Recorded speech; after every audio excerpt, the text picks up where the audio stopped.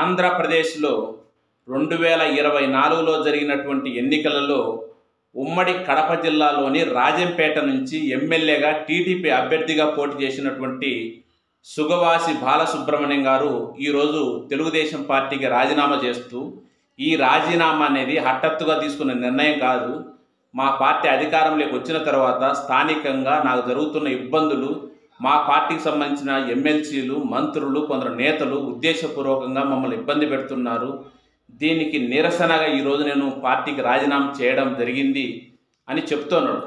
వాస్తవంగా ఈ సుగవాసి బాలసుబ్రహ్మణ్యం గారు అనేటువంటి వ్యక్తి రాజకీయాలకు కొత్త ఏం కాదు. వాళ్ళ తండ్రి దివంగత పాలకొండరాయుడు గారు సుదీర్ఘమైనటువంటి రాజకీయ నేపథ్యం, దాదాపు ఎక్కువ కాలం తెలుగుదేశంలో కొనసాగినటువంటి వ్యక్తే. ఆయన వారసుడిగా ఆయన తర్వాత ఈయన రాజకీయాల్లోకి రావడం జరిగింది. ఈయన పార్టీలో జరిగేటువంటి ఇబ్బందులే కాకుండా ఈ మధ్యకాలంలో తన తండ్రి చనిపోయినప్పుడు పార్టీ అధిష్టానం నుంచి సరైనటువంటి గౌరవం లభించలేదు.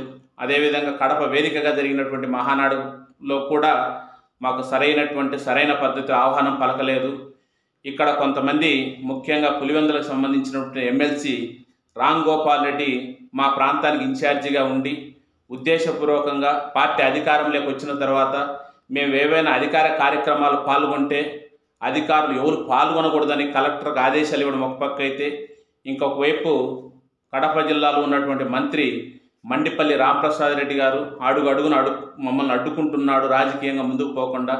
ఇలాంటి పరిస్థితుల దృష్ట్యా ఇంకా ఈ తెలుగుదేశం పార్టీలో కొనసాగడం అనవసరమైనటువంటి ఉద్దేశంతో రాజీనామా చేస్తున్నానని చెప్పడం జరిగింది. సరే, ఇవన్నీ ప్రతి పార్టీలో కూడా ఆ పార్టీలో తనకు ఉన్నటువంటి ఇబ్బందులు ఏదన్నా వచ్చినప్పుడు పార్టీ నుంచి బయటకు పోయేటప్పుడు చెప్పేటువంటి మాటలే.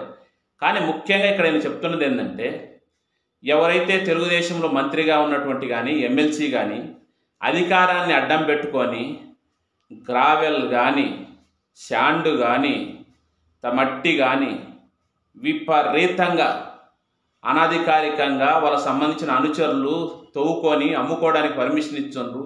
ఇది ప్రజాధనం, ఇలా చేయడం చాలాసార్లు మేము వ్యతిరేకించడం, అయినప్పటికీ మా మీదంగా కక్ష కట్టి మా వాళ్ళ మీద కొంతమంది మీద కేసులు పెట్టడం జరిగింది. వీళ్ళు అవినీతి అనేది అంతటితో ఆగలేదు. సాధారణంగా ఏదైనా ఒక మంత్రి స్థాయిలో కానీ ఒక ఎమ్మెల్సీ స్థాయిలో కానీ కొందరు ఉద్యోగుల బదిలీల కోసం సిఫారసు లేఖల కోసం వస్తుంటారు. అలాంటి వాళ్ళ దగ్గరను కూడా వాళ్ళ యొక్క స్థాయిని బట్టి, ఆ ఉద్యోగాన్ని బట్టి, వాళ్ళు కోరుకున్నటువంటి స్థానాన్ని బట్టి 20,000 నుంచి 5 లక్షల రూపాయలకు కూడా లెటర్ హెడ్లు అమ్ముకుంటున్నారు అనేటువంటి మాటలు చెప్పడం జరిగింది. సరే, ఈరోజు ఏదో ఆయన పార్టీ నుంచి బయటికి పోయినాడని ఆయన చెప్పినటువంటి మాటలుగా తీసుకోవాల్సిన అవసరం లేదు. ఈ తతంగం అంతా కూడా ఈ కూటమి ప్రభుత్వం అధికారంలోకి వచ్చిన తర్వాత ఈ లెటర్ ప్యాడ్లు అమ్ముకునే సంస్కృతి చాలా చోట్ల ఉంది. కేవలం ఉద్యోగులకు సంబంధించి బదిలీలకు ఎక్కడన్నా సిఫారసు చేయడానికి మాత్రమే కాదు, తిరుమలలో దైవ సన్నిధికి దర్శనానికి కూడా కొంతమంది ఎమ్మెల్యేలు, ఎమ్మెల్సీలు, మంత్రులు వాళ్ళ యొక్క పిఏల చేత ఒక్కొక్క లెటర్ ప్యాడు 20,000కు 10,000 రూపాయలు కూడా అమ్ముకున్నటువంటి సందర్భాలు చాలా వచ్చినాయి. కాకపోతే అవన్నీ బయటికి రాలేదు, ఎందుకంటే అధికారం వాళ్ళు ఉంది. ఒకవేళ ఎవరన్నా బయట పెట్టాలని ప్రయత్నం చేసినా కేసులు పెట్టడం, దాడులు చేయడం ఇలాంటివి జరుగుతూ వచ్చింది. కాకపోతే సంవత్సరం రోజులు అయిపోయింది ఈ కూటమి అధికారంలోకి వచ్చి.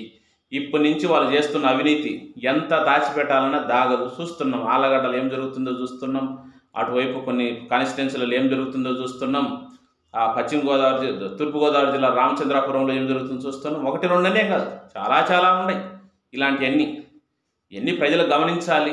ఎందుకంటే రాష్ట్రం మాత్రం వాళ్ళు ఇచ్చిన హామీలు నెరవేర్చమంటే మా కాడ డబ్బులు లేదు, ఆర్థిక పరిస్థితి బాగాలేదు, సంపదను సృష్టించడానికి చేత కావట్లేదు, ఇలా మాత్రం ప్రజల సొమ్మును, ఈ యొక్క సహజ వనరులను దోసుకోవడానికి మాత్రం బ్రహ్మాండంగా అధికారాన్ని ఉపయోగించుకుంటారు.